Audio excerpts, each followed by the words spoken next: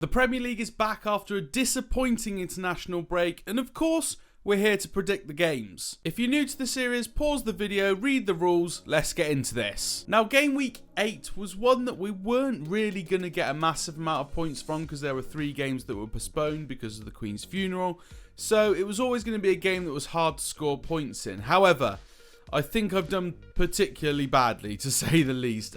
We managed to get points in the Manchester City Wolves game, in the Spurs versus Leicester game, and the Brentford versus Arsenal game, but no correct scores this week and 4 incorrect results completely. So I would say we did pretty badly there. It's not my best week overall. Game week total of 3 points and a season total going up to 45 points. Let's go and see how you guys got on in our leaderboard. So the game week 8 subscriber results. We got Wilf, who topped the leaderboard this week with 12 points, 2 results and 2 correct scores, so well done to him. We got Ben, who got 8 points and came in second. However, it might have to go to VAR and the assistant referee, because there's an asterisk there, because there's rumours that he might have put in his predictions after the whistle had gone at the start of the first game of the weekend. So I'm going to have to keep a keen eye on people trying to cheat, but I've allowed it this time. So make sure you get your predictions in right now, guys, because if it's any later, you'll be in trouble. Hugo came in third with 7 points, 1 score, 2 results. We then had Stuyben, Jossel and Annie all on 4 points with 4 correct results, which is very decent for a game week that only had 7 games in it. And then myself with 3 points. So yeah, let's try not talk about that. We're about to get into my predictions for the Premier League game week 9. And what I want you guys to do is make sure you get your predictions in the comments before the deadline. Now, I'm actually releasing this video a little bit early this week. So I'm making these predictions on Tuesday evening, which is a little bit early for me. I'm usually making them literally on the Friday maybe, or the Thursday night. So excuse me if there's things that come out on Wednesday, Thursday before the Premier League kicks off this weekend that I don't mention within these predictions. The reason I'm doing this is FIFA 23 comes out on Friday for those of us who can't afford to spend 20 quid to see the EA servers go down. And yeah, I'm going to be making loads of videos on FIFA on Friday. So I thought I'd get this one out early, give you guys time to get your predictions in as well. And then, yeah, loads of FIFA content coming on Friday. Game week 9 has got some big games in it. We've got Arsenal Spurs, which is a great tie. We've got Man City versus Manchester United, which is, again, a great game. And I think Liverpool versus Brighton is going to be an interesting one. First game of the weekend is Arsenal at home to Spurs. Now, this could go really one or two ways. Like, I feel like in a massive game, Arsenal have already shown that they can flop this season, in the sense that they did flop in that Manchester United game. But having watched the Arsenal documentary and kind of understanding Arteta more as a manager and a coach, I think that he won't let that happen again. I think he'll 100% be focusing on the fact that the last time we played a big team, Man United, we lost. This time around, we're not going to make the same mistakes. I think it's going to be a very solid Arsenal performance at home to Spurs in this derby. Arguably would be game of the week if it wasn't for the Manchester derby also happening at the same time, in my opinion. Manchester derby is just a bigger fixture. But I'm going to go for an Arsenal win here. It's going to be 2-0, which I think's quite a confident scoreline to be predicting for Arsenal's point of view, because it's obviously a derby game, it's a massive game, and to be able to get a clean sheet in a fixture like this is pretty impressive. So I've set Arsenal up for big expectations there. Bournemouth got a decent result up against Newcastle this weekend just gone, and Brentford got annihilated by Arsenal. But there's been an international break in between, and there's been, you know, loads of players going out and playing internationally, and the people that aren't playing for their nations have been at home training. So there's potential that we're seeing 2 very different squads to what we saw 2 weeks ago. For me, Bournemouth and Brentford have had quite similar starts to the season. There's only really 1 point between them. The only difference being is the goal difference is massive. Brentford have got a minus 13 goal difference, whereas Bournemouth have got a minus 13 goal difference, whereas Brentford have got 3. So there's potential to think that Bournemouth are probably going to be the team that struggle here. However, I think with an international break, they had time to look at the start of their season, focus on the parts of their game that have been struggling the most, and then go on to kind of make their training kind of altered for those specific things that they might have targeted. So I'm thinking Bournemouth are maybe going to tighten up a little bit in this game. They're going to be harder to break down than they have been for other teams this season. I'm actually going to go for 1-1 draw. I think that the points will be shared. I think Ivan Toney's going to be cheesed off after not really getting a scene in that England squad over the week. Arguably, he should have been included in the first game as well as the second game squad, and he should have got time on the pitch, but didn't get enough time on the pitch at all. And because of that, I think he's probably going to be pretty cheesed off and pretty happy to get back to Brentford. So I'm going to say that he gets the goal for Brentford as my little bonus point this week, because I can't believe you pick someone to go and have their debut with the England squad and then you decide not to use him. The last chance you have to see him in an England shirt before you're selecting your World Cup squad, and you don't take it. Anyway, that's a conversation for a different day. This is my prediction right now, 1-1. Next up, we got Crystal Palace and Chelsea. Crystal Palace are just above the drop right now in 16th. They're only 2 points clear of West Ham. West Ham, you could argue, are definitely going to end up turning it around this season. They're not necessarily going to hit the heights that we maybe thought West Ham could push to this year, but they're definitely not going to be in a relegation battle. Crystal Palace, on the other hand, could very much be in that relegation battle, and I expect that that's something that's probably going to happen. Chelsea are in 7th currently and could still be in touch with the top 4 when Brighton and Fulham start to tail off, which they're likely to do. So Chelsea are reasonably happy with where they're placed right now. I can only really see this going one way, and I can only see it really going to a Chelsea win. Graham Potter's getting his first real proper chance to lead his Chelsea side into a match in the Premier League. Obviously, the fixtures we've seen him in so far, he was very fresh to the club. He's had a couple of weeks now to kind of settle in and get people playing the way that he wants them to play, those that weren't on national duty anyway. So I think that we're going to see a Chelsea side that are much harder to score against this time around. And I'm going for 3-0 to Chelsea. I think that I'm quietly confident in Potter and what he can do at this club. And I think that it's really going to show through against a side that are as weak as Crystal Palace. Next up, we've got Fulham at home to Newcastle. We've got one team that are flying much higher than they should be in the Premier League right now. And we've got another team who wish they were where the other team are. Newcastle currently sitting in 10th, which, isn't that bad at this stage in the season. And Fulham in 6th, and they've massively overperformed in the Premier League so far this year. I think this is going to be a tighter game than you expect. I think people expect Fulham to kind of drop off in the coming weeks, but I think they're going to hold themselves in the top half, probably up until Christmas. I think that they've made a very strong start to the season, and I don't see that squad slowing down anytime soon. A game up against Newcastle, I'm going with the board draw here of 0-0. However, I have heard since I wrote down these predictions that Isak is probably not going to play, but Bruno Guimaraes will be. So it's going to be interesting to see if Isak is playing come Saturday. If he is, then there's a chance Newcastle could nick it. If he's not, then Newcastle won't have a massive amount going forward, and it could even go the other way, and Fulham could be the ones to get out there. So this game really could go one of two ways, but I'm going with the draw, and I'm going with the board draw. Now, if I said to you that 6 games into the season, Brighton would be ahead of Liverpool in the Premier League, you probably would have said Brighton have had an amazing start on the top of the league. Well, they're not. They're 4th. They're doing incredibly well, though, and Liverpool are sat down in 8th.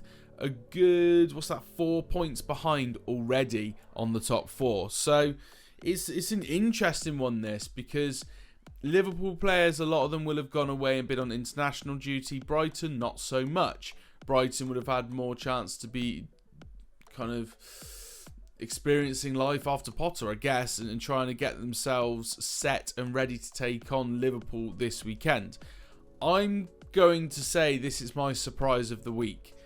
I think that Liverpool are just over when you're a squad and you're trying to develop and grow into a project, for example, you tend to start. I'm going to check. Where's my webcam here? So you're looking at me. I'm here. Right, cool. You start down here, and as the season goes on, and the seasons go on, if it's a longer based project, you start to go up and up and up and up. Eventually, you hit your peak. I think they peaked a season and a half ago, and then it starts to decline. And naturally, it needs an insurgence of new players or a new manager or whatever else it might be to then start that progression again. I think personally Liverpool are in a bit of a decline at the moment. It's not a decline into the sense that I think they're going to get relegated in one season's time. I think they're in a decline in the sense that they're not going to challenge this season. They're probably going to be challenging for top 4 as opposed to the title. So, because of that, and due to the fact that Brighton have done so well so far this season and are still performing in the Premier League after 6 games, I'm going for a Brighton win. I'm going to go for 3-2 to Brighton. I think it's going to be an end-to-end game, and it's going to be frantic from start to finish. And I just think Brighton are going to nick it. I think that the fact that they haven't had a lot of players go on international duty this week, from what I know of, and the fact that they've had 2 weeks on the training ground to kind of get things sorted for this game and prepare solely for Liverpool, and due to the fact their form is incredible at the moment, I just think Brighton might nick it. So I've gone for 3-2. I'll be keeping a keen eye on this game this weekend, because I think it's kind of the hidden clash of the weekend. 2 teams that are, top half of the Premier League, one of which you'd expect to be going for titles, and the other of which you'd expect to be around 10th. And they've kind of flipped, and it's quite an interesting scenario to watch play out. Southampton and Everton are level on points in the Premier League. Both sat in 13th and 14th. Now, where do I think this is going to go? I think Everton are arguably on a better playing field than Southampton right now. Everton obviously got a great result against West Ham. The way that result came about, you might be a bit... you might not be too happy as a West Ham fan after that result, and I think there's reasons for that. But still, it was a result for Everton. They got the win. And I think that they'll be on a bit of a momentum because of that. So I'm going to anticipate that Everton actually get the win here against Southampton. I think that they're on a good run of form, and I just think Southampton probably haven't got enough defensively to cope with an Everton side that have actually got confidence and that are going for these wins.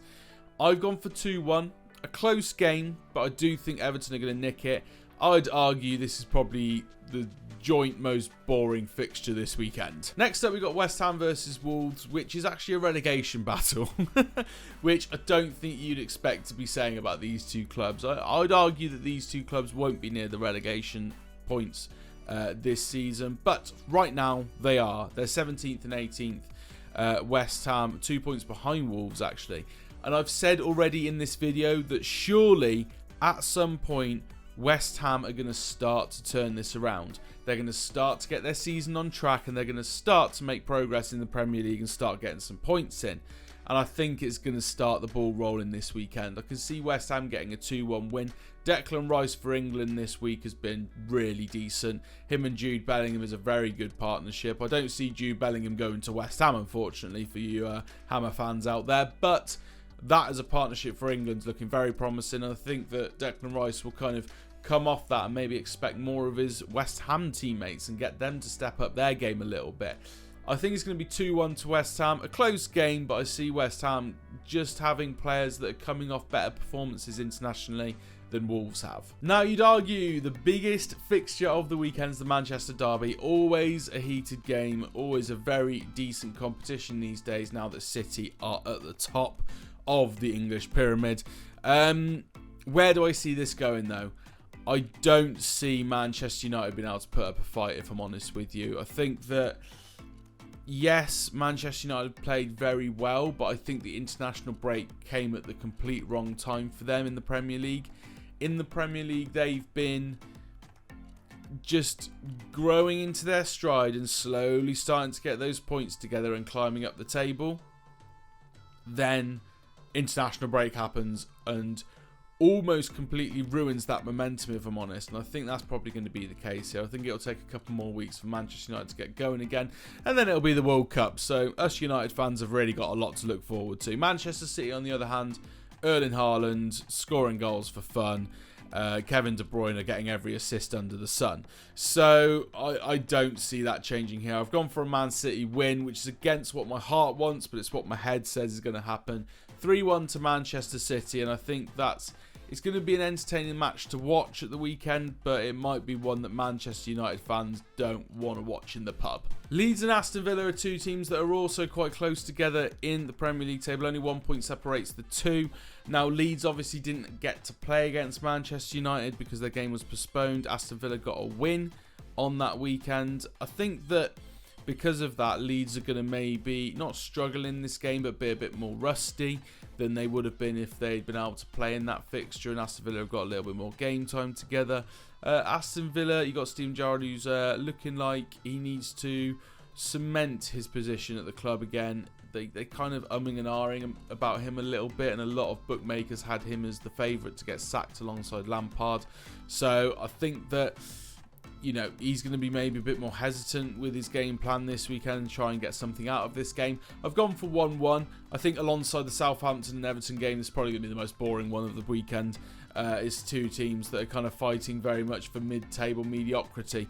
The 1-1 draw, though, I think is a fair result. The final game of the weekend, I think this is on Monday night, if I remember rightly, is Leicester versus Forest. Now, this game, again, you see Forest, newcomers to the league, you think, okay, so they might be around the bottom of the table, to be fair to them, but at the start of the season, in particular, you'd think Leicester, yeah, they'll be mid-table, if not challenging for Europe. This is a bottom-of-the-table clash this week, with Leicester in 20th on 1 point, and Nottingham Forest on 4 points in 19th. I'm going for a high-scoring game. I think both of these teams have got nothing to lose, and they're going to go gung-ho with their approaches to this match. And I think that we're going to be slightly surprised by who's going to win. I don't think Leicester City's season starts this weekend. I think they have another disappointing result, because I'm going for a win for Forest, and I've gone for 4-2. I think the highest scoring game that I've predicted this week.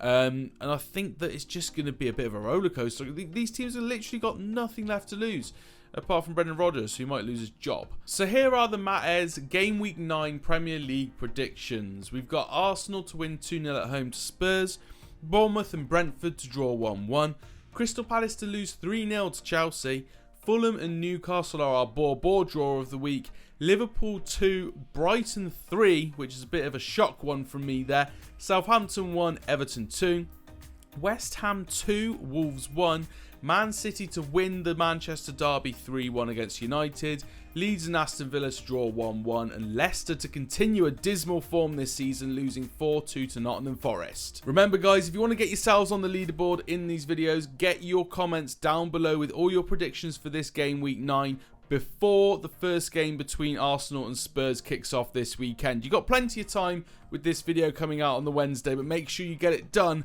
before that first whistle goes. Don't be like Ben, who definitely wasn't grassed up by Annie. That's it for this video, guys. I look forward to seeing you guys on Friday with lots of FIFA content coming to the channel. 2 videos, hopefully Friday, if I can get my act together. Thank you very much for watching this one. If you enjoyed, hit the like button on it. Subscribe to the channel to make sure you're here for all the content that's coming out. And I'll see you in the next one.